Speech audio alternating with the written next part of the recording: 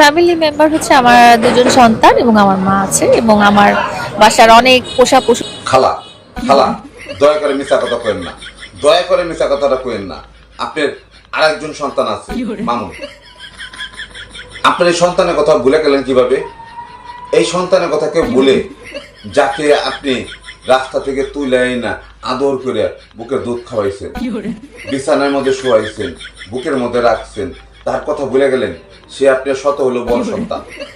এই বড় সন্তানের কথা আপনি ভুলে গেলেন। কিভাবে ভুলে গেলেন আপনি খালা? আপনি কিভাবে ভুলে গেলেন আপনার বড় সন্তানের কথা?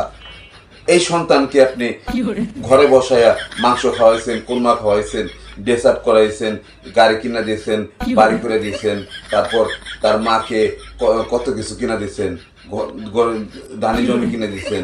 আপনি এখন বলতেছেন আপনার ঘরে দুজন সন্তান। আপনি বড় ছেলের কথা অস্বীকার করবেন না, আল্লাহর গজব পড়বো আপনার, আল্লাহর গজব পড়বো।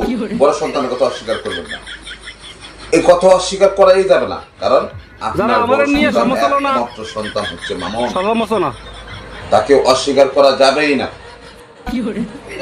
আপনার কাছে জোর হাত করে বলি, আল্লাহর কসম আপনি বড় সন্তানকে অস্বীকার করবেন না, কারণ তাকে আপনি বহুত কিছু দিয়েছেন, তাকে সমাজে প্রতিষ্ঠিত করেছেন। আপনি একটা মার যে দায়িত্ব, আপনি সেই দায়িত্ব পালন করে দিয়েছেন। মা, আপনি মা তো অনেক কিছু সহ্য করে, তাই আপনি অনেক কিছু সহ্য করেছেন। এখন আপনাকে মামুন নতুন বিয়ে করছে, এখন আপনাকে লাথি মেরে মামুন চলে গেছে। যাই হোক, আপনি তো মা, অতএব ছেলে কথা অস্বীকার করেন না। ছেলে আপনাকে ভাত খাবার না দেয়, ছেলেকে আপনি মানুষের কাছে ছোট করবেন না, ছেলেটাকে বুকের মধ্যেই রাখবেন। আপনার একমাত্র ছেলে আর দুটি কন্যা সন্তান।